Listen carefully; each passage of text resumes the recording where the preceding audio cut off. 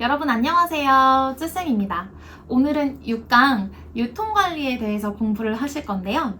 이번에 유통관리를 공부하시게 될 6강에서는 여러분들이 어떤 하나의 소매점포를 운영하시는 점주라는 생각으로 점주의 입장에서 이해를 해주시면 가장 쉽게 이해가 되실 거예요. 우리가 만약에 어떤 점포의 점주라면 얼마나 많은 물건을 떼어서 보관을 할지, 얼마나 판매를 할지, 매장은 어떻게 꾸밀지 이런 것들을 고민을 하시게 될 거잖아요. 그런 내용들을 담고 있는 부분입니다. 자, 그러면 같이 시작해 볼까요? 교재는 27페이지입니다. 1번 자재 관리라는 부분이 나오고 먼저 상품 구색을 표현하는 여러 가지 표현들에 대해서 여러분들이 공부를 하실 거예요. 제가 조금 더 쉽게 그림으로 한번 설명을 해보도록 하겠습니다. 자, 이게 오른쪽에 우리가 운영하고 있는 어떤 소매 점포를 그려볼 거예요. 이렇게.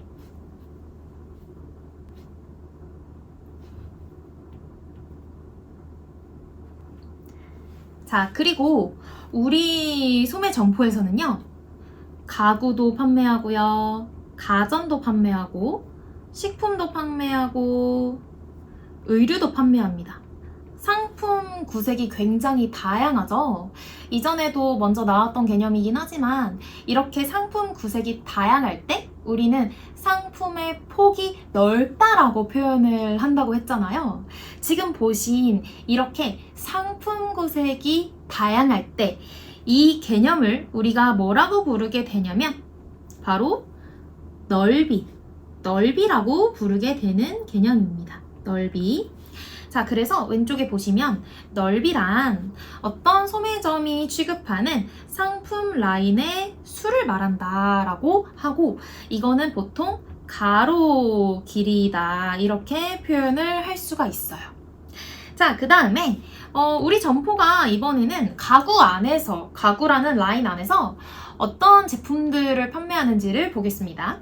자, 가구라는 라인 안에서 우리 점포는요, 침대도 팔고요, 소파도 팔고, 식탁도 팝니다. 자, 가전 안에서는요, TV도 팔고요, 에어컨도 팔고, 제습기도 팔아요. 자, 식품 안에선 정육도 팔고, 수산도 팔고, 그리고 과일도 판매하고 있습니다. 의류 안에서는 남성 의류, 여성 의류, 유아동 의류가 있어요. 자, 이런 물건들을 판매하는 점포라고 가정을 했을 때 이번에는 하나의 라인 안에서 가지고 있는 브랜드의 수 있죠. 가구라는 라인이라면 침대, 소파, 식탁 이런 식으로 이렇게 하나의 라인 안에서 가지고 있는 브랜드의 수를 우리가 뭐라고 하냐면 깊이라고 합니다. 지금 가구 안에서 판매하는 브랜드가 굉장히 많을수록 우리는 깊이가 깊다라고 표현을 하면 되는 거예요. 자, 이번에는 침대, 소파, 식탁, TV, 에어컨, 제습기, 그 다음에 정육, 수산, 과일, 남성, 여성, 유아동 의류를 한 번에 쫙 나열을 했다고 생각을 해보세요. 그럼 몇 개죠? 지금 가로의 넓이가 4가지 종류가 있고 세로에 각각 3가지씩 종류를 가지고 있어서 총 12개가 나올 거잖아요. 이 12가지를 다 합해서 우리가 뭐라고 부를 거냐면 이 12가지를 다 합해서 길이라는 개념으로 부를 겁니다. 길이. 그러니까 우리 소매점포가 취급하고 있는 제품의 종류가 많을수록 길이가 길다라고 표현을 할 수가 있습니다. 그래서 왼쪽 보시면 길이란 각 상품 계열 안에 있는 모든 브랜드의 수를 합한 것으로 폭 곱하기 깊이라고 표현을 해볼 수가 있고요. 깊이는 방금 말씀드렸던 것처럼 하나의 제품 브랜드가 가진 품목의 수를 의미합니다. 자, 다음은 상품 믹스인데요. 상품 믹스의 개념에는 이제 믹스의 개념과 계열의 개념을 같이 보시면 돼요. 믹스의 개념은 한 기업이 생산하고 출시하는 제품의 종류가 굉장히 많을 거잖아요. 이게 다 섞여 있는 게 믹스예요. 믹스라고 하면 뭔가 섞여 있는 것들을 의미하는데 이 모든 제품의 집합을 다 통틀어서 믹스라고 부르고, 그 중에서도 상호 관련성이 높거나 유사한 제품들을 묶어서 계열, 그러니까 조금 더 우리한테 익숙한 표현을 해보자면 계열은 상품 라인이라고 이해를 해주시면 좋습니다. 여기에 있는 내용들 같은 경우에는 단독 문제로 출제가 되기도 하지만 다른 문제들을 푸는 데 있어서 도움이 되기도 하기 때문에 아주 기본적으로 꼭 알고 계셔야 되는 내용입니다. 자, 이제 2번으로 넘어가서 재고 관리를 한번 볼게요. 자, 재고 관리는요. 여러분 먼저 재고가 우리 매장에 아주 많으면 좋은 걸까요? 아니에요. 그렇다고 아주 없으면 좋은 걸까요? 아니에요. 재고가 아주 많으면 이 재고를 유지하고 재고를 관리하는 비용이 굉장히 많이 들어갈 것이고, 재고가 아예 없으면 소비자가 이 제품을 찾았을 때 판매를 할 수 있는 기회를 상실하게 돼서 이익이 떨어질 거예요. 그래서 이 재고 관리라는 건 정말 어려운 개념인데, 이 재고 관리는 적당 수준의 재고를 찾아서 그 적당 수준을 계속해서 유지시켜주는 것이 관건입니다. 자, 그럼 같이 들어가 볼게요. 자, 1번. 재고 통제가 왜 필요하냐? 재고 통제의 목적은 여러분 결국엔 적절한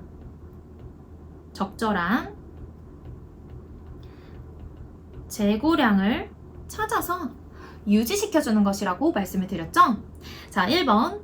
고객의 수요가 있을 때 이 고객의 수요와 합치되는 상품 구색을 갖춰야 되기 때문입니다. 자, 두 번째. 판매 기회가 상실되거나 또는 가격을 인하해야 되는 필요성을 감소시켜서 매출에 이제 이익을 더 크게 만들어줄 수가 있다는 개념이에요. 만약에 재고가 부족한 경우에는 판매 기회가 상실되겠죠.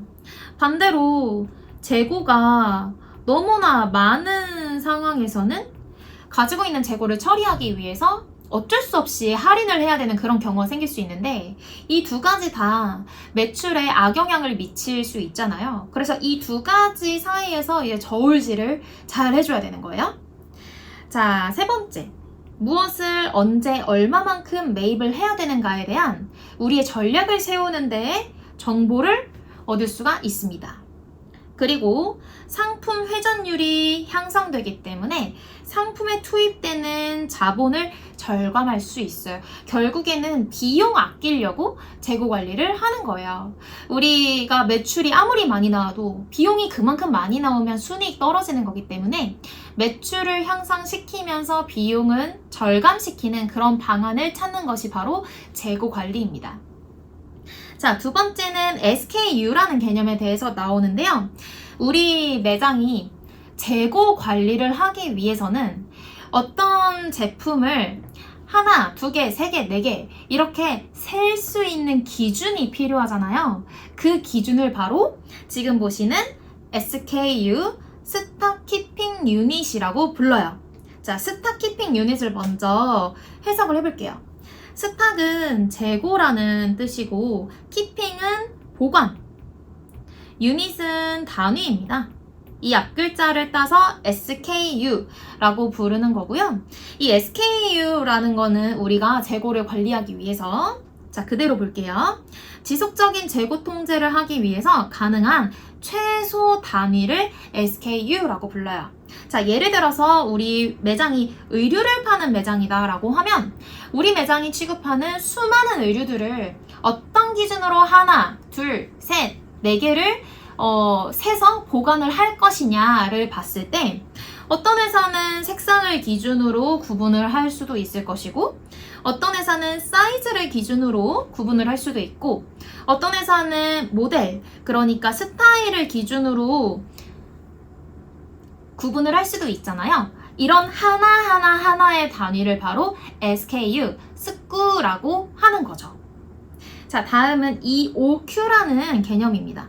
이 EOQ 등등 이제 여러분들이 여기에서 보시게 되는 개념들은 유통관리사 2급으로 들어가시면 정말 자세하게 뭐 계산도 하셔야 되고 굉장히 외울 것도 많은 개념들인데 유통관리사 3급 수준에서는 단순한 개념을 알고 있니 정도만 물어보고 있어요. 그래서 저도 이 교재에서 그렇게 자세하게 설명은 안 하고 이게 뭐다라는 이런 개념 설명 위주로 구성을 했거든요. 그래서 우리 개념만 같이 볼게요. 먼저 EOQ라는 경제적 주문량 모형이 나오는데요. 경제적 주문량이라는 말에서 알 수 있듯이 경제적이라는 말은 가장 합리적이게 질이 떨어지지 않으면서 저렴하게 산다라는 말을 우리가 경제적이라고 하잖아요. 그러니까 어떤 물건을 사오는 데는 이 물건 자체를 주문하는 주문 비용이 있고 이 물건을 사와서 창고에 보관을 하게 되면 이 물건을 재고로 유지하는 재고 유지 비용이 들잖아요. 이 두 가지를 합쳐서 우리가 원가라고 해보겠습니다. 이 원가가 우리 회사에서는 굉장히 많이 들어가는 비용이 되는데 이 두 가지, 그러니까 주문 비용 그리고 재고 유지 비용을 합한 비용이 최소가 되도록 하는, 그래서 경제적인 주문량이라고 하는 거예요. 자, 다르게 표현을 해보자면 재고품 하나의 단위 원가가 최소가 되는 1회 주문량이 얼마냐를 나타내주는 모형입니다. 자, 다음은 4번 ABC 관리 방식에 대해서 나오는데 ABC 관리 방식은 일단 우리 지난 시간에 배우셨던 CRM에도 적용이 가능한 방식이에요. 우리가 CRM, 그러니까 고객 관계 관리라는 굉장히 중요한 개념이 있었는데요. 이 고객 관계 관리에서 제가 추가적으로 설명을 드렸던 법칙이 파레토 법칙이 있었어요. 2대8 법칙 또는 8대2 법칙이라고도 부르는 이 내용은 뭐였냐면 우리가 매출을 분석을 해봤더니 상위 20%의 고객이 전체 매출의 80%를 차지했다라는 거예요. 그러면 우리 회사는 고객 관계 관리의 입장에서 누구한테 더 집중을 해서 CRM 전략을 펼치면 돼요? 매출의 80%를 차지해주는 이 20%가 우리 매장을 계속 찾도록 전략을 세우면 되는 거잖아요. 이렇듯이 ABC 관리 방식이라는 애는 고객을 그룹화해서 제일 많이 사는 고객 A, 그 다음 중간에 있는 고객 B, 가장 사지 않는 고객 C라는 그룹을 만들어가지고 A그룹한테 굉장히 많은 혜택을 주고 A그룹이 우리 매장을 다시 찾게끔 하고 B한테는 조금 덜한 혜택, C한테는 그보다도 덜한 혜택을 줘서 고객을 관리하는 데도 사용이 될 수 있는 방식이거든요. 그러니까 ABC 관리 방식이라는 거는 제가 지금 고객을 예시로 들어드렸지만 재고에다가 적용을 해보면 어떻게 되냐면 우리 재고가 제일 잘 팔리는 A그룹이 있고 그 다음 B그룹이 있고 마지막으로 가장 안 팔리는 C그룹이 있다고 했을 때 재고를 어떤 걸 가장 많이 주문을 해야 되냐면 바로 A그룹을 1순위로 가장 많이 주문을 해야죠. A그룹에 집중을 해서 관리를 해야 돼요. 이렇게 A, B, C로 그룹을 나눠서 관리하는 방식을 ABC 관리 방식이라고 부릅니다. 자, 어렵지 않으시죠? 우리 그러면 28페이지로 한번 넘어가 볼게요. 자, 28페이지에는 5번 포스 시스템이라고 나옵니다. 요거 우리 빨간색으로 별표 3개 굉장히 자주 출제가 되는 부분이라서 강조를 드립니다. 자, 포스 시스템은요, 여러분 POS를 말을 하는데 옆에 풀네임이 나와 있어요. 포인트 오브 세일이래요. 자, 하나하나 뜯어볼게요. 자, 포인트는 어떤 시점입니다. 어떤 지점, 점 하나를 포인트라고 하죠. 그리고 세일은 판매라는 뜻을 가지고 있어요. 그래서 포인트 오브 세일의 앞글자를 따서 POS가 나온 거예요. 그래서 이 포스 시스템은 한국말로 판매 시점 관리라고 하기도 합니다. 판매 시점 관리라는 말로 시험에 출제가 될 수도 있고 보통은 일반적으로는 포스 시스템으로 나올 거예요.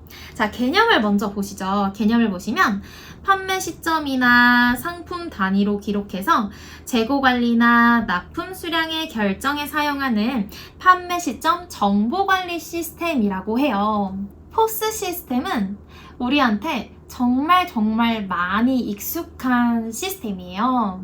여러분들이 오늘 카페를 가셨거나 또는 편의점에 가셨거나 가족들과 함께 이제 밥을 먹기 위해서 장을 보러 가셨거나 여러 가지 소비 생활을 하셨을 텐데 여러분들이 이제 쇼핑을 쭉 하시고 계산을 하는 시점에 종업원이 기계를 들어서 바코드를 찍거나 아니면 기계에서 클릭을 해주셔가지고 결제를 하게끔 해주시는 그런 방식이 있잖아요.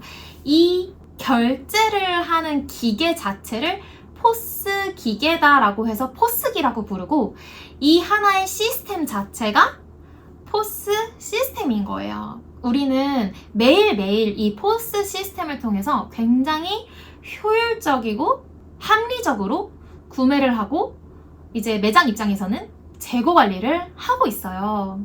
자, 이제 개념을 보시면 먼저 이 포스 시스템은 포스 터미널, 그리고 스토어 컨트롤러, 메인 컴퓨터 이렇게 세 가지로 구성이 되어 있는데 이거는 달달 외우지 않으셔도 괜찮아요. 그냥 이렇게 세 가지로 구성이 된다 정도만 알고 계시면 되고 포스 터미널은 이제 매장에서 사용하는 그 기계예요. 그 기계로 입력된 여러 가지 데이터들이 모여서 데이터가 어떤 컴퓨터 안에 저장이 될 거잖아요. 그 저장이 되는 관리를 해주는 그 컴퓨터가 바로 메인 컴퓨터라는 거예요.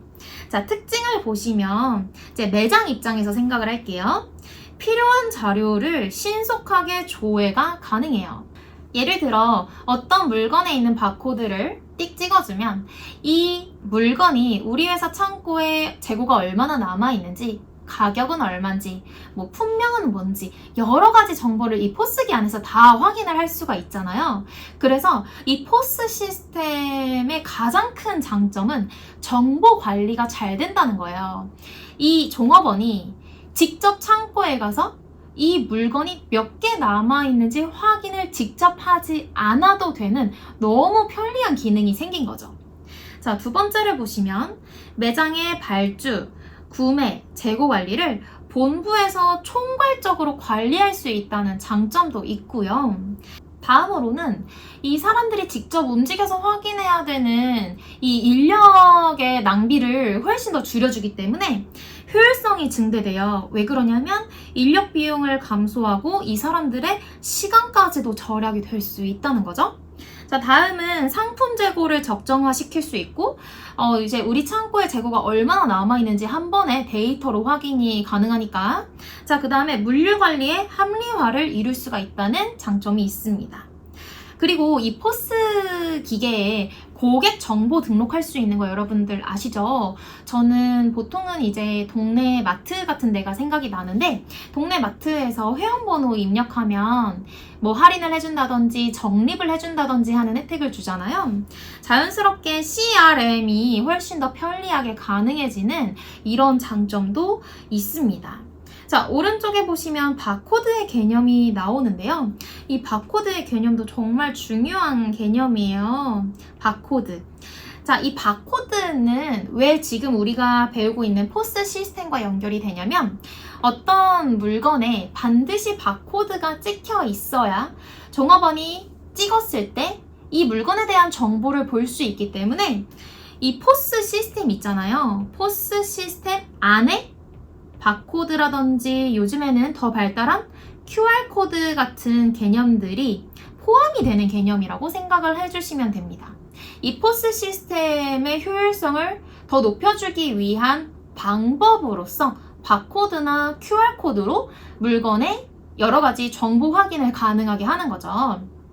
자, 그래서 이제 바코드를 보시면 이 바코드는 우선 13자리 숫자로 이루어져 있는데 아무 숫자나 다 넣은 것이 아니고 규칙이 있어요. 규칙은 맨 처음에 이제 국가 코드가 나오고 그 다음에 제조업체가 코드를 다 부여받거든요. 제조업체 코드가 나온 다음에 그 다음에 상품 코드, 그리고 마지막으로 체크섬 숫자가 있어서 총 13자리 숫자로 구성이 되고, 이 바코드를 찍어주는 방식이 두 가지가 있어요. 하나는 소스 마킹, 그리고 하나는 인스토어 마킹, 이렇게 두 가지가 제시가 되는데요. 소스 마킹은 여러분, 우리가 영어로 소스가 어떤 원천이라는 거잖아요. 그러니까 상품이 애초에 공장에서 만들어질 때 제조업자가 상품 자체의 표면이나 또는 포장의 표면에 인쇄를 시켜서 바코드를 만드는 방식이에요. 공장에서 제조업자가 부착하는 방식이고, 대부분의 공산품들이 이 소스 마킹에 해당을 합니다. 자, 이 소스 마킹 같은 경우에는 유통업체가 매출을 관리하는데 굉장히 간편하게 해주고, 유통업체는 할 일이 없잖아요. 공장에서 이미 만들어져 나오기 때문에 유통업체가 직접 바코드를 표시해야 하는 비용이 절감이 됩니다. 그리고 제조업자가 직접 우리 물건이 얼마나 팔렸는지, 어떤 시점에 누구한테 팔렸는지 광고나 판매 촉진의 효과를 측정하는 것이 훨씬 쉬울 거고요. 마지막으로 재고 관리의 효율성을 증가시켜주는 아주 많이 쓰여지는 방식인 거죠.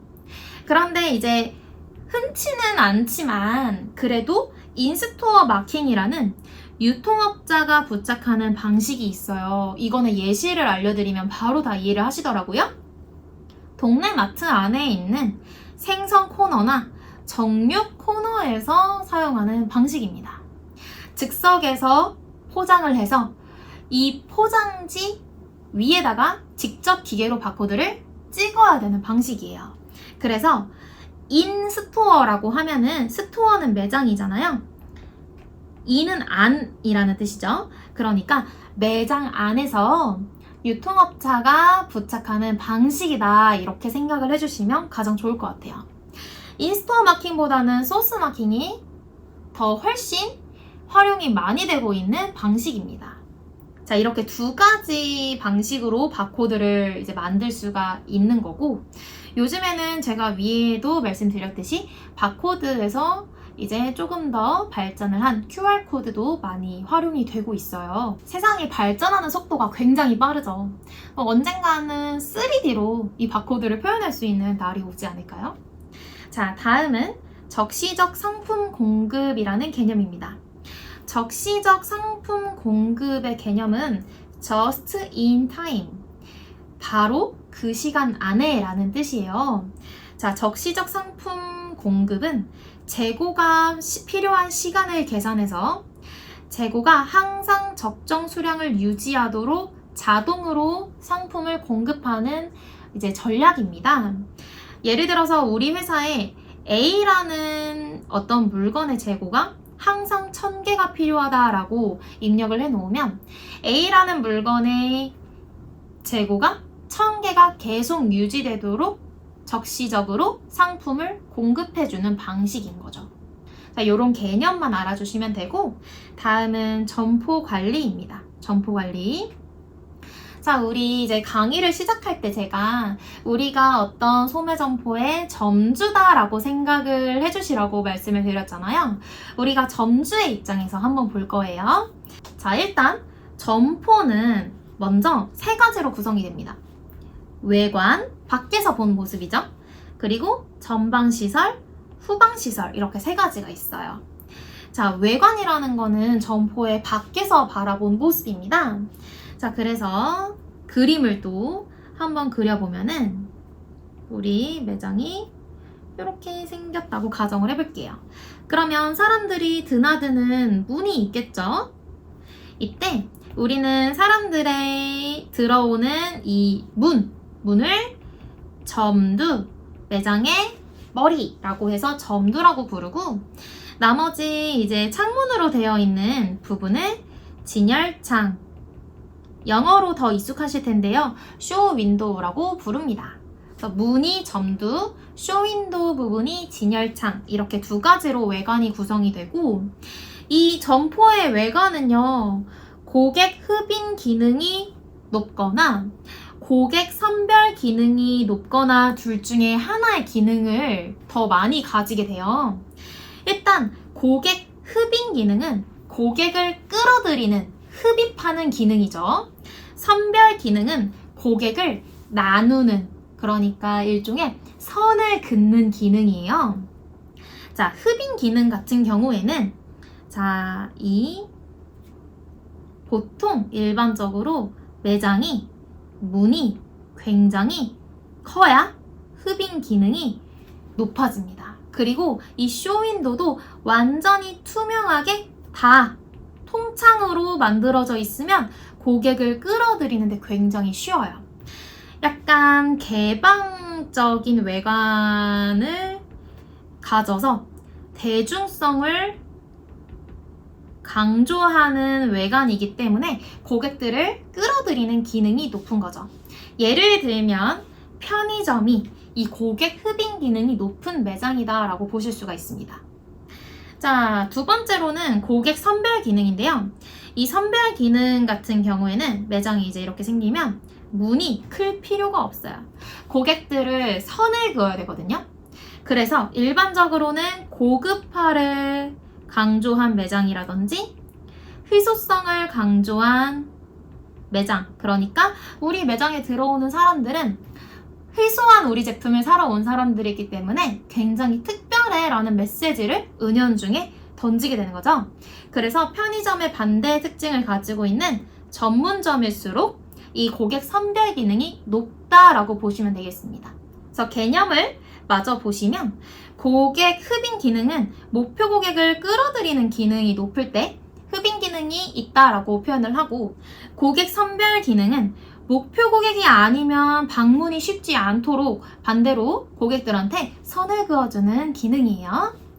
자, 다음으로 넘어가 보면 우리 이제 전방시설과 후방시설의 개념이 나오는데, 우리 생도소소에서 소비자한테 가까울수록 전방, 생산자, 공장에 가까울수록 후방이다 라는 개념을 여러분들이 다 알고 계시죠? 자, 여기서도 마찬가지예요. 우리가 어떤 소매점포의 문을 딱 열고 들어가는 순간 우리 눈에, 그러니까 소비자의 눈에 보이는 모든 공간이 전방 시설입니다. 소비자한테 가까운 시설. 그래서 상품이 진열된 공간과 이동 통로, 그리고 매장 그 자체의 공간을 전방 시설이라고 하고요. 소비자의 눈에 보이지 않는 창고라든지 주차장, 화장실, 휴게실 등의 판매를 위한 매장 공간 이외의 나머지 공간들을 후방 시설이라고 합니다. 자, 다음은 점포 레이아웃 프로세스를 보실 건데요. 시험에 이제 실제로 제시된 점포 레이아웃 프로세스를 모두 가져다가 제가 나열을 해놨어요. 제 첫 번째 보시면 브랜드 컨셉 인식부터 판매 실적 파악 및 피드백까지 나오는데, 일단 여러분 브랜드 컨셉 인식부터 상품 조닝 계획 묻고, 매장 도면 설계부터 디스플레이까지 묻고, 마지막으로 판매 실적 및 피드백 파악까지 이렇게 묶어주시면, 자 보세요. 브랜드 컨셉을 인식하고 매장의 아이덴티티를 설정하고 상품 조닝 계획을 하고, 여기서 조닝이라는 거는 상품의 존을, 그러니까 상품의 구역을 결정하는 계획을 말을 해요. 자, 이 세 가지 단계는 어디서 하냐면, 이 세 가지 단계는 브랜드의 본사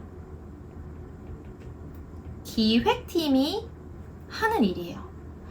여기서 상품 조닝 계획까지 나오면 그 다음에는 이제 뭐예요? 우리 매장 만드는 공사 시작해야 되거든요. 그래서 나눈 거예요. 매장 도면 설계랑 매장 시공 및 디스플레이는 누가 하는 거냐면 공사팀이 하는 거죠. 공사팀이 하고, 마지막으로 이제 공사가 끝났으면 우리 본격적으로 영업하고 판매해야 되죠. 판매 실적 파악 및 피드백은 영업팀이 하는 겁니다. 이렇게 무작정 이 순서를 다 외우실 필요는 없고 본사 기획팀이 하는 일, 그 다음에 공사팀이 하는 일, 마지막으로 영업팀이 하는 일 이렇게 나누어서 이해를 해주시면 훨씬 쉽게 기억을 하실 수가 있어요. 자, 그 다음에 2번은 보시면요. 이 매장 안에 어떤 상품들을 들여와서 어떻게 진열을 할지에 초점을 맞춘 프로세스인데요. 먼저 상품 구색을 결정합니다. 얼마나 다양한 제품들을 들여와서 판매를 할지를 먼저 결정을 하게 되겠죠. 그 다음에 우리 매장 안에 배치할 품목별 수량을 결정하게 될 거고 카테고리별로 공간을 나눌 거예요. 정육, 신선, 수산 이런 식으로 상품 카테고리별로 공간을 나눈 다음 카테고리 안에서 품목은 어떻게 달라질지 품목별 공간 할당을 하겠죠. 마지막으로 구체적으로 매장 안에 품목별 위치를 결정하게 될 겁니다. 자, 3번은 이 레이아웃 프로세스를 4가지 단계로 나눠서 설명을 하고 있는데요. 레이아웃, 그룹핑, 조닝, 페이싱의 단계로 나눠서 설명을 하고 있습니다. 일단 레이아웃은 여러분 우리 매장의 전체적인 구성을 어떻게 할 거냐라는 굉장히 멀리서 바라본 개념인 거 이제 여러분들이 아실 거고 그 다음에 해야 될 게 이제 그룹핑이에요. 그룹핑은 자 밑에 나와 있어요. 그룹핑은 상품의 성격과 특성이 유사한 상품들을 그룹별로 나눠서 진열하는 거를 그룹핑이라고 해요. 그룹을 지어주는 거죠.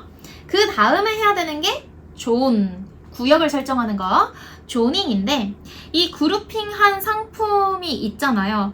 얘네를 도면상에서 진열 공간에 어떻게 나눠줄 것인가를 결정을 하는 거예요. 그래서 맨 처음 해야 될 게 레이아웃이고 그 다음에 그룹을 나눠, 그룹핑, 그 다음에 구체적으로 어디에? 조닝. 그리고 마지막으로 봐야 될 게 페이싱인데 페이싱 너무 중요해서 제가 오른쪽에다가 설명을 해놨어요. 이 페이스라는 개념을 결정하는 활동 자체를 페이싱이라고 부르게 되는 거고요. 이 페이스는 영단어로 얼굴이라는 뜻이잖아요. 이 상품의 얼굴을 말을 하는 거예요. 상품을 진열할 때 그 브랜드 상표 있죠. 브랜드가 붙어있는 쪽을 페이스라고 합니다. 그래서 이 페이스를 하는 활동, 페이싱이 뭐냐라고 하면 페이싱이란 어떤 상품을 가로로 가로, 세로 아니에요, 가로로 몇 개 진열하는가를 결정하는 것이 바로 페이싱이에요. 얼굴을 가로로 몇 개를 보여줄 거야 이거를 결정하는 거예요.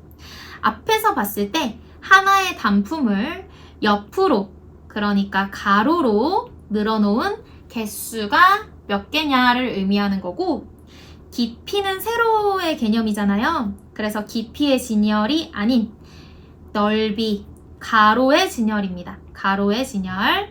지금 다 비슷비슷하게 가로로, 옆으로, 넓이 이런 개념이 나왔죠. 자, 마지막으로 같은 선반 위에다가 몇 단을 쌓아 올리냐, 세로로 쌓아 올리냐는 이 페이싱이랑은 관련이 없어요. 페이스는 가로와 관련된 개념이라는 거 여러분들이 알아주시면 됩니다. 자, 그래서 방금 우리가 본 레이아웃 프로세스가 레이아웃, 그룹핑, 조닝, 페이싱까지 이렇게 4단계로 나눠볼 수도 있겠다라고 보셨고요.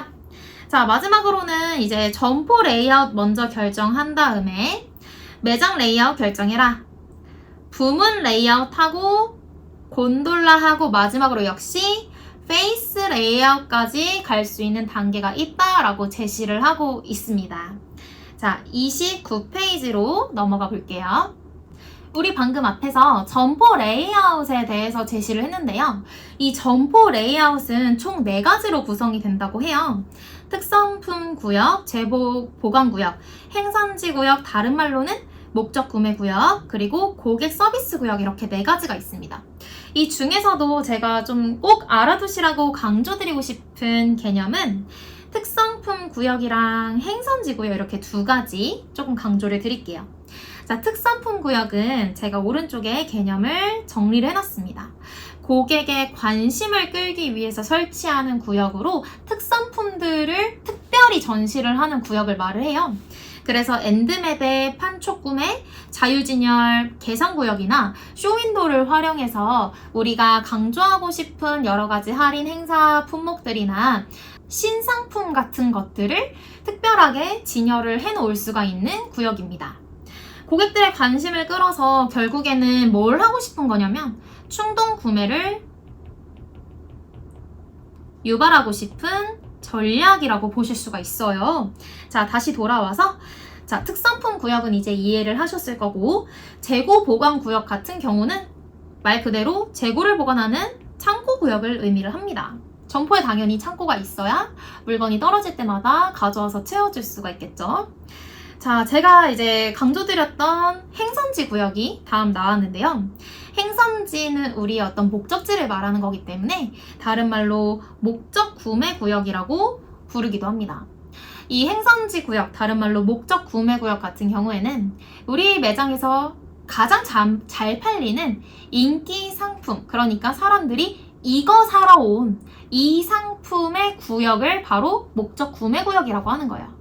그러면 이런 인기 상품 같은 경우에는 매장의 앞쪽에 진열하는 것이 좋을까요? 매장의 뒤쪽에 진열하는 것이 좋을까요? 당연히 매장의 뒤쪽에 진열하는 것이 좋겠죠. 이 목적 구매 구역에 있는 상품들은 사람들이 우리 매장에 이걸 목적으로 방문을 한 거기 때문에 무조건 여기까지 간단 말이에요. 그러면 가는 길에다가 여러 가지 특상품 구역들을 설치를 해서 가는 길에 물건을 사서 가게끔 이제 충동 구매를 유발하고 목적지에 가서 이 물건을 사오도록 하는 이런 전략을 펼칠 수가 있겠죠. 자, 마지막으로는 이제 고객 상담 등을 하는 고객 서비스 구역이 있을 수가 있겠고요. 자, 다음은 점포 레이아웃의 유형입니다. 점포 레이아웃의 유형으로 4가지가 정리가 되어 있어요.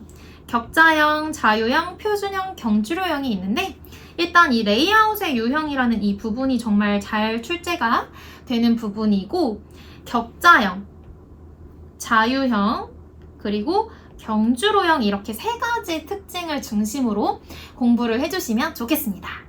자, 그러면 그림이랑 같이 한번 공부를 해볼게요. 자, 먼저 격자형은요, 영어 표현으로 그리드형이라고 출제가 될 수도 있어서 격자가 영어로 그리드예요. 그리드.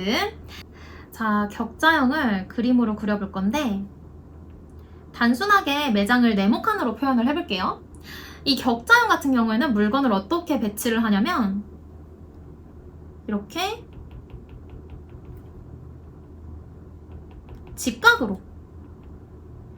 직각으로 배치를 하게 됩니다. 그래서 이제 내용을 보시면 쇼케이스나 진열대, 계산대, 곤돌라 등의 여러 가지 진열 기구가 직각으로 배치된 형태예요. 주통로와 보조 통로로 구성이 되는데 주통로 같은 경우는 여기가 입구고 여기가 출구라고 한다면 입구에서 출구까지 이어지는 큰 동선이 바로 주통로, 중간중간에 있는 작은 동선들이 바로 보조통로입니다. 보조통로 이렇게 구성이 되고요. 중요한 특징은 이렇게 진열했을 때 비용이 정말 적고 표준화를 시켜서 이 판매 공간을 최대한 효율적으로 사용할 수가 있습니다.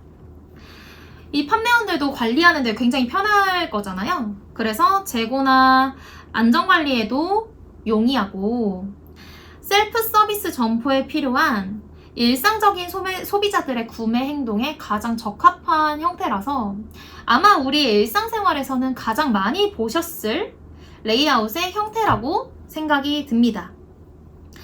이 매장 전체를 한눈에 들러볼 수 있던 장점은 있지만 모든 상품이 한꺼번에 노출되지는 않는다라는 단점도 가지고 있는 형태로서 효율적이라는 거는 비용을 아낄 수 있다라는 특징이잖아요.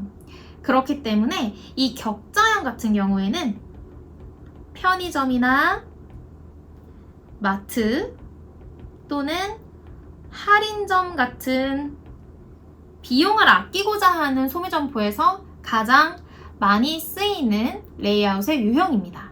다음은 자유형입니다. 자유형 같은 경우에는 이 레이아웃의 배치가 자유분방해요. 얘가 여기 왜 있는지 모르겠다.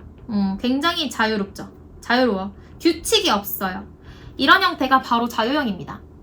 제가 지금 규칙이 없다라고 말씀드렸지만 이 자유형 같은 경우에는 전문 디자이너가 어떤 의도를 가지고 매출 증대를 위해서 자유롭게 디자인을 한 그런 형태라고 보실 수가 있겠고, 그렇기 때문에 이런 자유형 같은 경우에는 전문점이라든지 또는 백화점, 그런데 여기서 중요한 점, 백화점 중에서도 명품관 같은 곳에서 활용이 되는 형태입니다. 그래서 이제 특징을 보시면 비품들이 자유롭게 비대칭으로 배치가 되어 있어서 이름이 자유형이라고 부르게 되는 거고요. 고객이 자유롭게 쇼핑하고 특히 충동적인 구매를 할 수 있도록 감성적으로 디자이너가 꾸민 공간이다라고 보시면 돼요. 그래서 이제 패션 지향적 점포에 적합하다라고 하고 백화점이나 전문점에서 사용이 됩니다. 이게 굉장히 자유분방하게 진열이 되어 있기 때문에 소비자의 전체적인 쇼핑 시간이 길어지고요. 아무래도 음미를 해야 되니까, 이 인테리어를 음미를 해야 되니까 쇼핑 시간이 길어진다는 특징이 있고, 공간을 효율적으로 사용하는 방법은 아니에요. 그래서 이 격자형과 자유형은 완전히 반대 특징을 가진 거라고 보시면 되는데, 공간 이용이 비효율적이나 그러면 비용을 아끼지는 못했다는 거죠. 그래서 제품당 판매 비용이 소요가 많이 되는 건 사실입니다. 하지만 이 자유형을 이용하는 점포들은 제품 하나당 판매 비용이 많이 소요된다라는 건 중요하지 않아요. 어차피 굉장히 고가의 제품을 판매하는 데 사용이 되는 방식이기 때문에 우리는 전문점의 특징 기억나시죠? 하나 팔아도 많이 남겨 먹을 수 있기 때문에 비용 많이 들어도 괜찮아 라고 바라보게 되는 거죠. 자, 다음은 표준형인데요. 이 표준형 같은 경우에는 시험에 자주 출제되는 친구는 아닙니다. 그래도 이제 개념만 보시면 표준형은 입구나 계산대 그리고 출구 이렇게 딱 구성이 돼요. 외식 체인이나 여행사에서 널리 이용이 된다고 하는데, 여러분들 우리 뷔페 같은 데 가시면은 예를 들어 제가 최근에 이제 애슐리 퀸즈에 가서 뷔페를 먹고 왔는데, 입구에 들어가서 매장 공간 즐기고 나올 때 계산하고 출구 이렇게 빠지잖아요. 이 구성이에요. 입구, 매장 공간 있고 계산대, 출구 이렇게 된 형태가 바로 표준형이라는 형태입니다.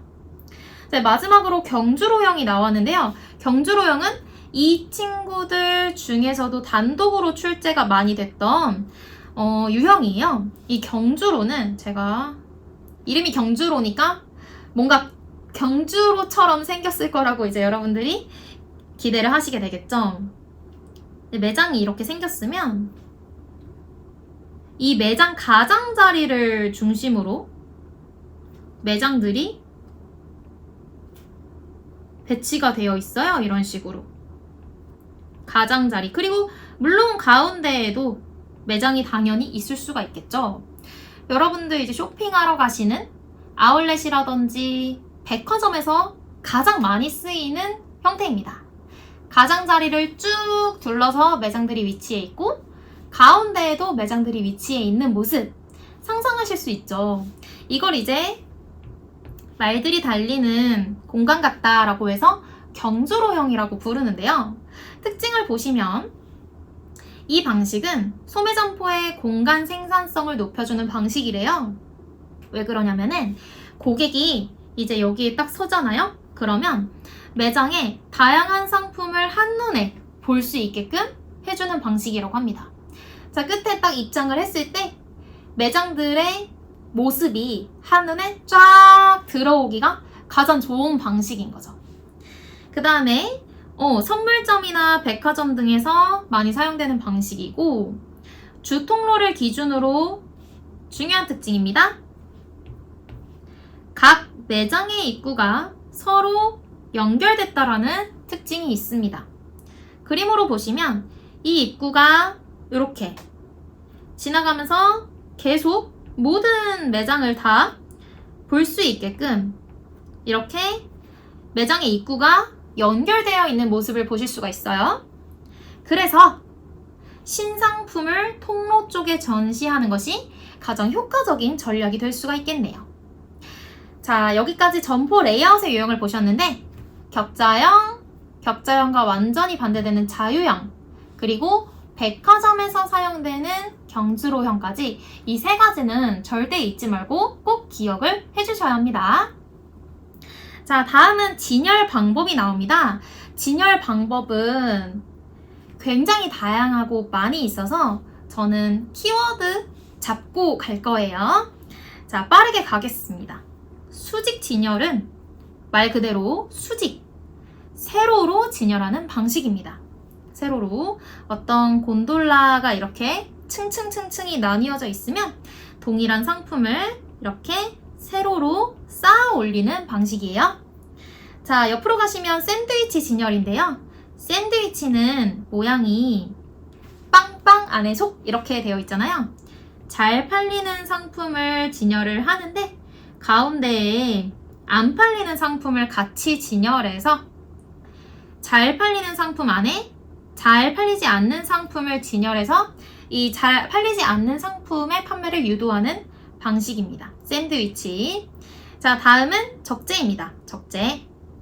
적재는 영어로는 벌크 진열이라고도 해요. 같은 말이고요. 자, 적재 진열의 키워드는 대량입니다. 대량. 단일 품목을 대량으로 판매하기 위해서 한꺼번에 쌓아놓고 대량으로 진열을 해놓는 방식이에요.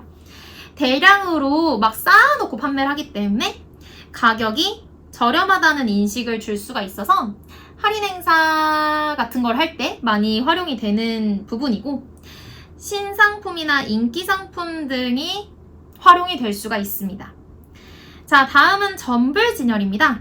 점불은 영어로 막 뒤죽박죽 섞여 있는 걸 점불이라고 해요. 그래서 상품을 똑바로 쌓지 않고 아무렇게나 뒤죽박죽 막 흐질러 놓는 거예요. 그럼 이제 소비자들 입장에서는 얘 세일하나 보다, 할인 상품이겠지 하고 쳐다볼 수가 있겠죠. 작업 시간을 줄여준다는 특징도 있지만 가장 중요한 건 고객에게는 특가품이라는 인상을 줄 수가 있습니다. 자, 다음은 섬 진열인데요. 섬은 어느 쪽에서 봐도 섬의 모습을 다 볼 수가 있잖아요. 그래서 사방이 모두 고객을 향해서 고객한테 동서남북에서 모습을 보여줄 수 있는 진열이 바로 섬 진열이고요. 자, 트레이팩 가실 건데 먼저 트레이라는 영단어가 쟁반이라는 뜻이잖아요.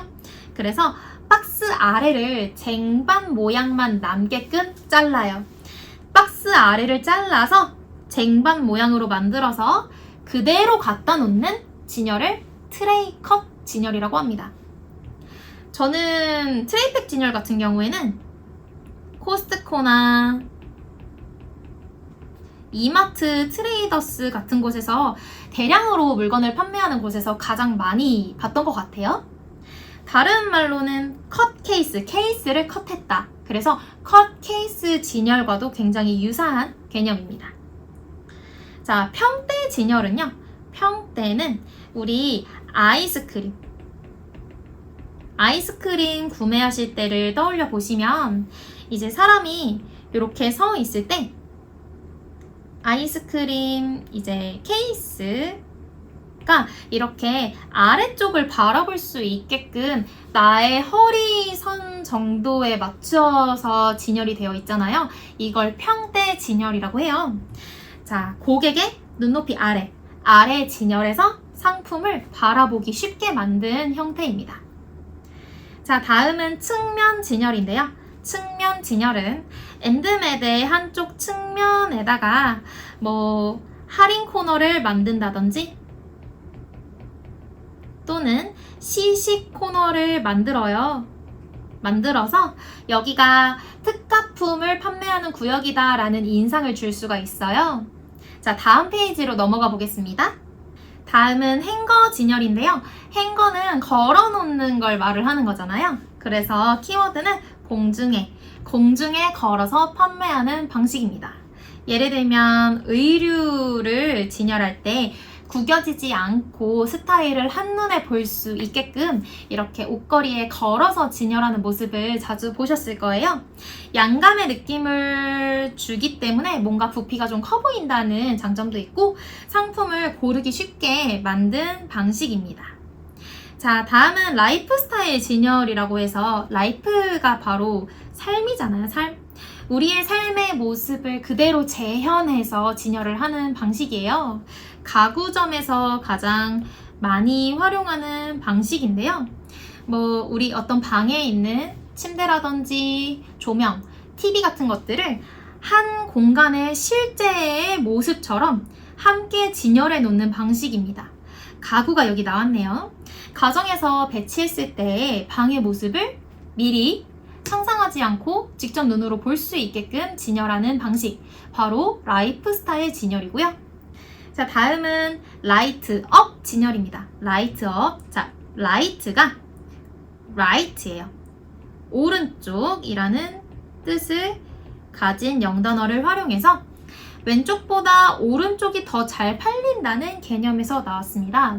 이 오른쪽이 더 잘 팔리는 이유는 아무래도 오른손잡이인 사람들이 왼손잡이인 분들보다는 훨씬 더 많기 때문에 오른손으로 짚기 좋으니까 오른쪽에 있는 물건이 더 잘 팔린다라고 해요.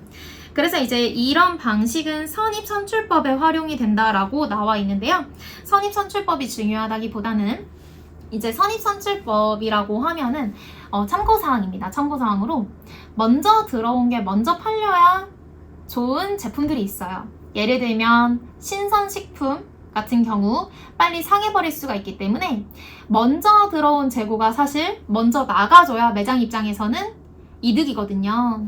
그래서 오른쪽이 더 잘 팔린다는 개념을 활용해서 유통기한이 더 임박한 상품들을 오른쪽에 진열을 하면 좋다라는 진열 방식이에요. 이게 이제 선입선출법에 활용이 된다라고 표현이 되어 있는 겁니다. 자, 다음은 전진 입체 진열인데요. 전진 입체, 전진, 앞으로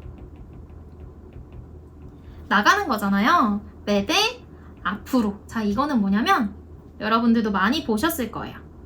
편의점 음료나 맥주 코너 가시면 하나 뽑으면 자동으로 뒤에 있는 애들이 싸라락 하면서 내려오죠. 이게 이렇게 사선으로 돼 있어가지고 싸라락 하면서 내려와요. 뒤에 몇 개가 남아있는지는 보이지 않아요. 그냥 바로바로 계속 앞으로 진열해요. 이게 바로 전진 입체 진열이라고 하는 겁니다. 자, 밑으로 가시면 이제 패키지 진열이 나오는데 패키지 진열 같은 경우는 마네킹 생각하시면 가장 쉬워요. 마네킹이 상의, 하의, 모자, 신발 한꺼번에 다 입어져 있는 그런 진열을 보여주는 거잖아요. 그래서 전체적인 효과를 도모하는 방식이고 번들, 그러니까 번들은 하나의 세트죠. 세트 형태로 진열이 되는 방식입니다. 그러니까 옷 고르기가 힘드신 분들은 이 마네킹이 입고 있는 세트 그대로 주세요 이렇게 해서 옷을 사가는 경우도 있다고 하시더라고요. 자, 다음은 엔드캡 진열입니다. 엔드캡은 그 매대 엔드 끝에다가 할인 상품이나 특별 가격으로 판매되는 시리얼 등의 상품들을 쌓아두고 고객의 시선을 사로잡아서 충동 구매를 유발하는 방식을 말을 합니다. 마지막으로 가장 최근에 우리 기출문제에 활용이 되었었던 쉐브로닝 진열이라는 방식이 있는데요. 이 쉐브로닝이라는 단어는 요런 뭐라고 하죠? 계급장. 이렇게 세로로 되어 있는 사선으로 되어 있는 계급장을 이 모양을 쉐브로닝 모양이라고 한대요. 그래서 이 쉐브로닝 진열은 키워드가 45도입니다. 진열대를 45도로 비스듬히 진열을 하면 고객이 상품을 더 잘 볼 수 있다라는 개념에서 만들어진 전략이고요. 공간은 많이 차지하게 되지만 잘 보이기 때문에 매출 증대에는 더 효과가 있는 방식이라고 합니다. 최근에 기출 문제에 등장을 했었던 개념입니다. 다음은 상품 진열 높이에 따른 존의 구성이다 나왔어요. 우리 앞에서도 조닝이라고 계속 개념이 나왔는데, 존이라는 거는 구역을 말을 하는 거잖아요. 어떤 구역에 어떤 상품들을 놓을지를 결정하는 것이 바로 조닝이다 라고 말씀을 드렸습니다. 여기 부분에서는 상품 진열의 높이에 따른 존의 구성에 따라서 존의 이름을 붙여놓은 거예요. 같이 한번 보시죠. 이 매장 바닥일수록 아래 부분이고, 위로 올라갈수록 매장의 윗부분이라고 생각을 해주시면 되겠습니다.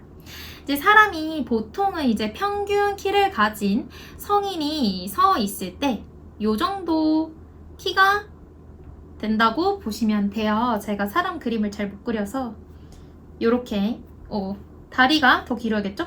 요렇게 발을 딛고 서 있게 될 겁니다.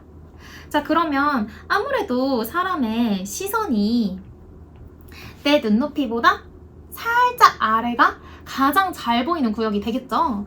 그래서 내 눈높이에서 살짝 아래 정도의 높이를 우리가 뭐라고 부르냐면 가장 황금의 구역이다라고 해서 골든 존이라고 불러요. 황금 구역.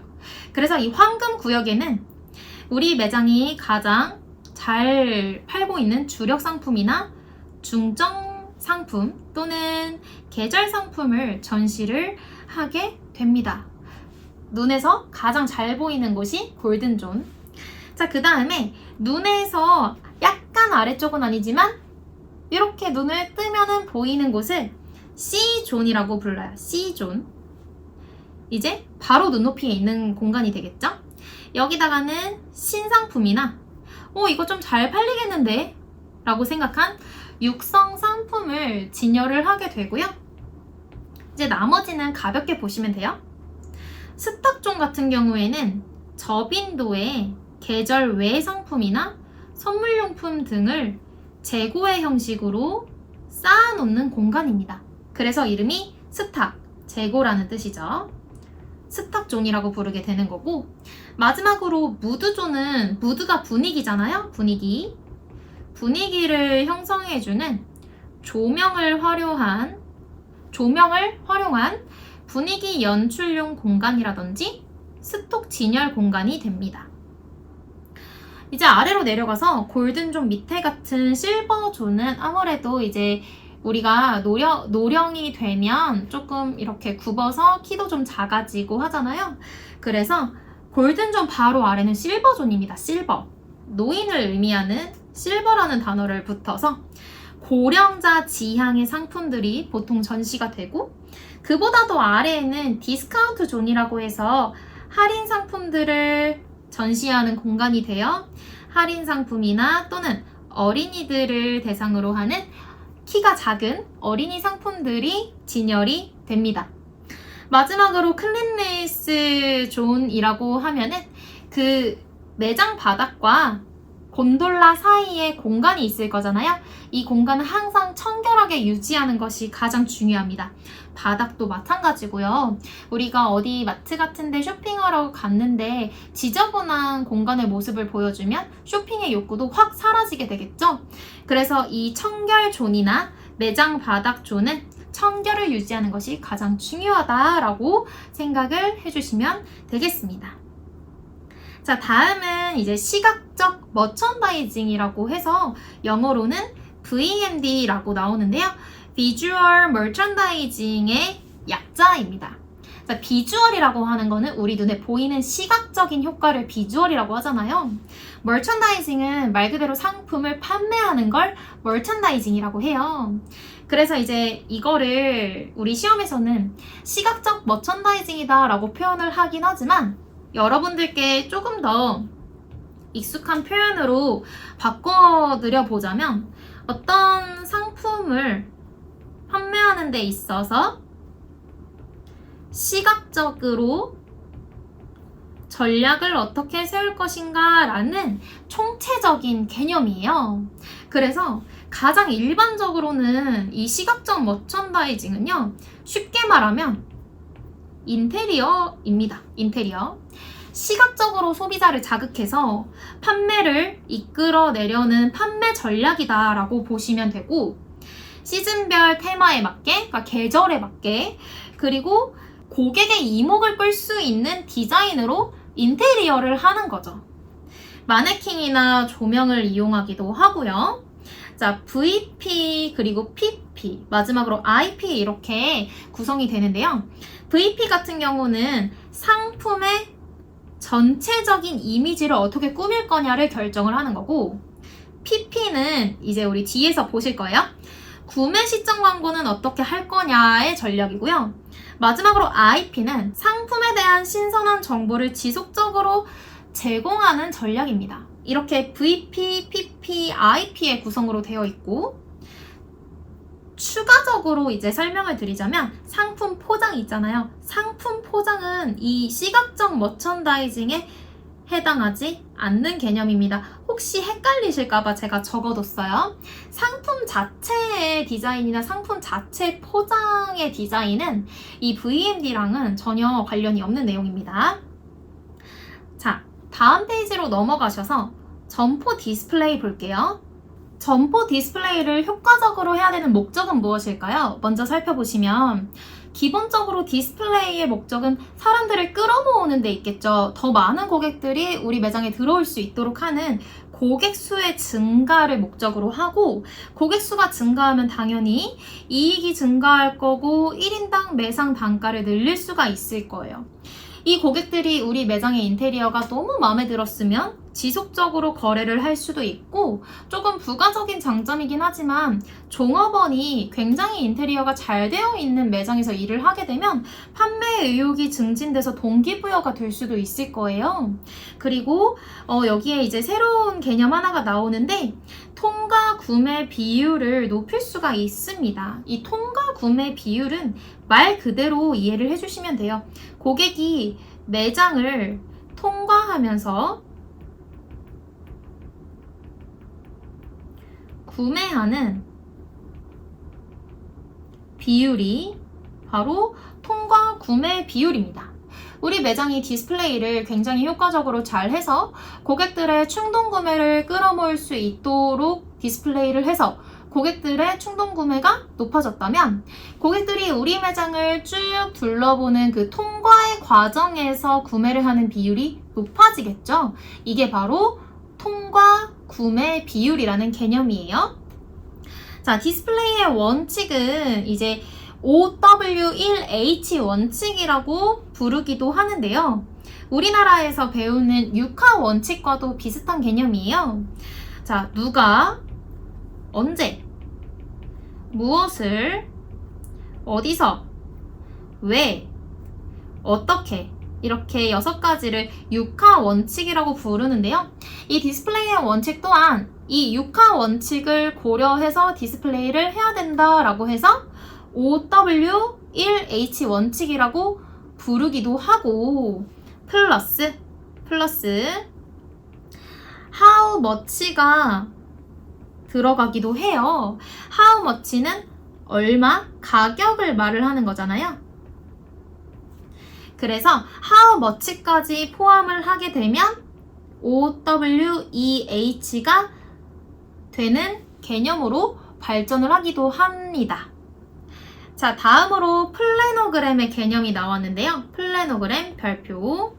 플래너그램의 플래노는 플랜, 계획이라는 뜻을 가진 영단어를 이용해서 만든 단어예요.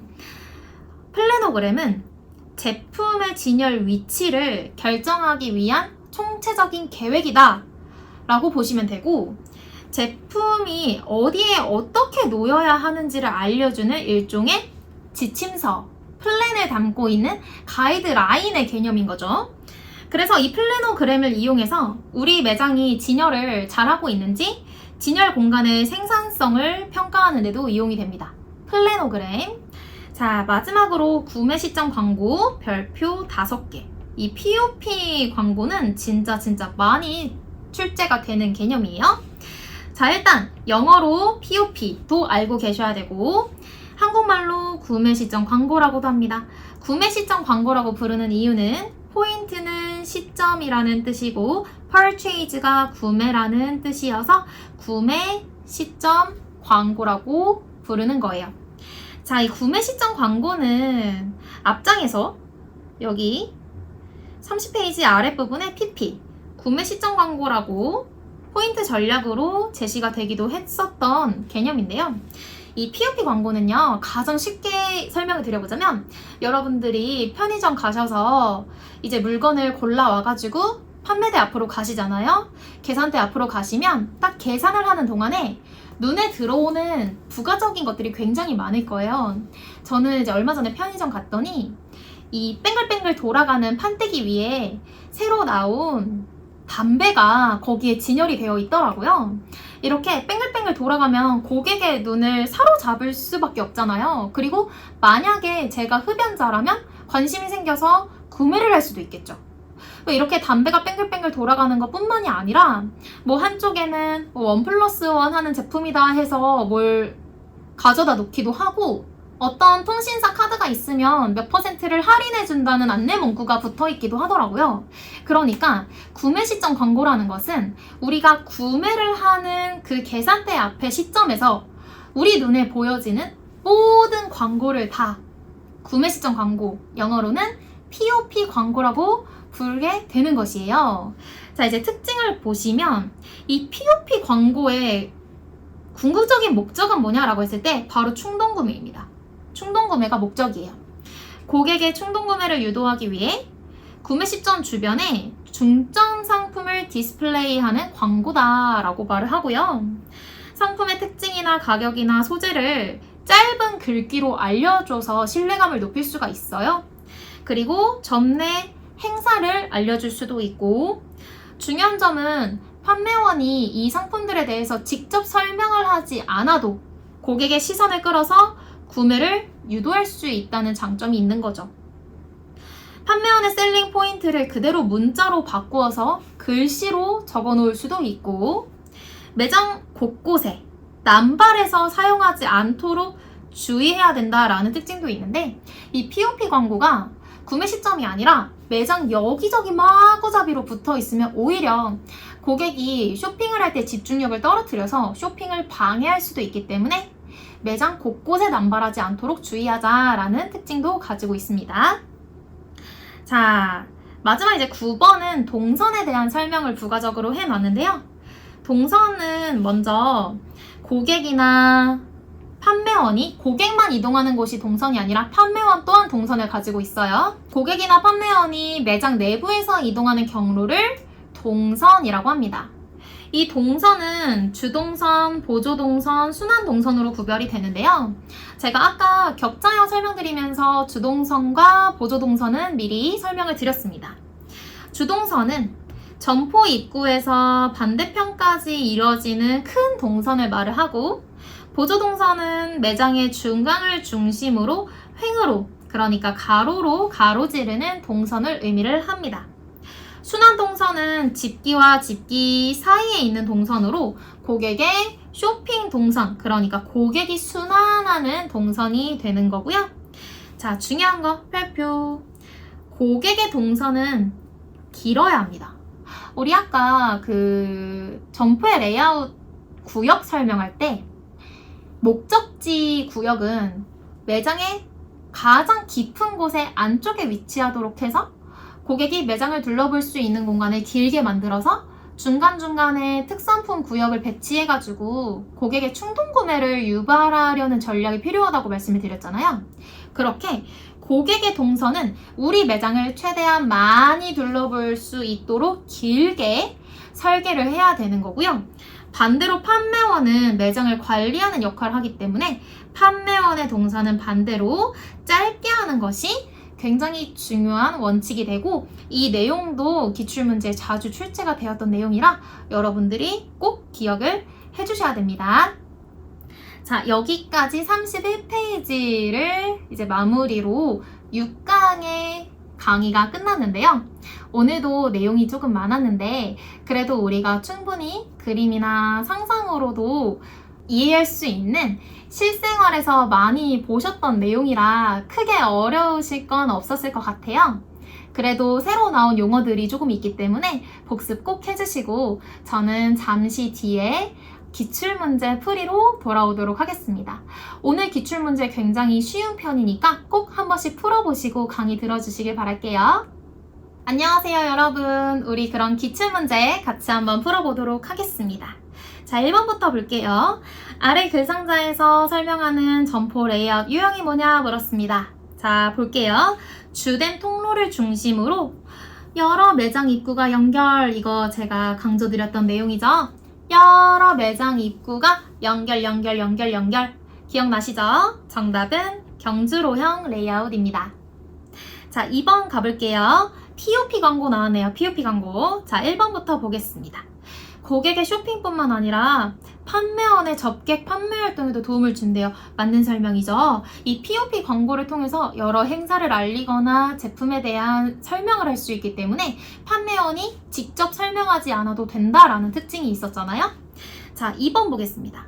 의심이 많은 고객을 납득시키고 신뢰를 갖게 하기 위한 촉진 방법이다 나왔는데, 의심을 가지고 있는 고객을 설득하고 이 신뢰성을 높여주기 위해서는 대화를 해야 돼요. 판매원이 전문적인 지식을 가지고, 제품에 대한 전문적인 지식을 가지고 직접 의심을 걷어낼 수 있도록 설명을 해야 되기 때문에 대화가 필요한 방법이거든요. 그래서 2번이 틀린 설명이 되겠습니다. 충동구매를 유발하는 것이 목적인 POP 광고는 고객의 의심을 걷어낼 수는 없어요. 자, 3번. 고객이 구매를 계획하지 않았던 상품도 사도록 하는 충동구매를 유도한다. 맞는 설명이고요. 4번. 광고 전시, 기타 다른 판매 촉진 활동과 시너지 효과를 만들 수가 있다. 맞는 설명이네요. 상품에 대한 설명을 할 수 있어서 정보 전달 효과 있습니다. 자, 3번으로 가볼게요. 괄호 안에 들어갈 용어를 순서대로 나열한 것을 골라라. 제품 기억은 한 제품이 생산 출시하는 모든 제품 집합이며, 이 중 상호 관련성이 높거나 유사한 제품들의 집합을 제품 니은이라고 한다. 우리 가장 처음에 배우셨던 내용이네요. 기억에는 모든 제품에 섞여 있는 집합이니까 믹스가 들어가야 되겠고요. 그 중에서도 유사한 애들을 뭐라고 했냐면 계열이라고 했었죠. 그래서 정답은 2번이 되겠습니다. 자, 4번은요. 바코드와 관련된 내용이 나왔네요. 제조업자가 생산 시점에 공장에서 바코드를 인쇄하는 것을 공장에서 하니까 소스 마킹이라고 했었죠. 소매상이 제품의 점포 나름대로의 코드를 부여해서 인쇄 후 스티커식으로 부착하는 것을 점포 안에서 하는 방식이다 라고 해서 인스토어 마킹이라고 합니다. 그래서 정답은 3번이 되겠습니다. 자, 다음 문제입니다. 단일 품목을 대량 판매하기 위해 사용하는 방식으로 가격이 저렴하다는 인식을 줄 수가 있대요. 대량 진열과 판촉 행사가 병행되면 효과가 증가해서 이 신상품이나 인기상품 또는 계절성 성수기 상품을 대상으로 실시하는 것이 바람직하다라고 하는데, 어떨 때 사용하는 방식? 대량 판매하기 위해 사용되는 방식. 자, 대량이라는 말은 적재라는 말, 영어로 벌크라는 단어를 쓴다라고 설명을 드렸었죠. 키워드 대량으로 잡았던 친구. 정답은 5번이 되겠습니다. 자, 오늘 푸셨던 문제들은 조금 쉬운 문제들 위주로 출제가 되고 있었는데요. 특히 오늘 배우셨던 내용 중에 포스 시스템이라든지 POP 광고 같은 것들을 비롯해서 굉장히 다양한 개념들이 시험 문제 출제 정말 많이 되고 있어요, 여러분. 그래서 오늘 복습 꼭 필수로 해주시고, 궁금한 점이 있으시면 지금까지 잘 해주셨듯이 카카오톡 채널로 문의를 해주시면 감사하겠습니다. 오늘도 이렇게 날씨도 궂은데 열심히 공부해주시는 여러분들 너무너무너무 대단하시고요. 스스로를 자랑스럽게 여기시면서 내가 유통관리사 3급 합격에 한 발자국 가까워졌어 라는 느낌을 가지고 이 강의를 마치도록 하겠습니다. 오늘도 고생 너무 많으셨습니다. 다음 강의에서 뵐게요.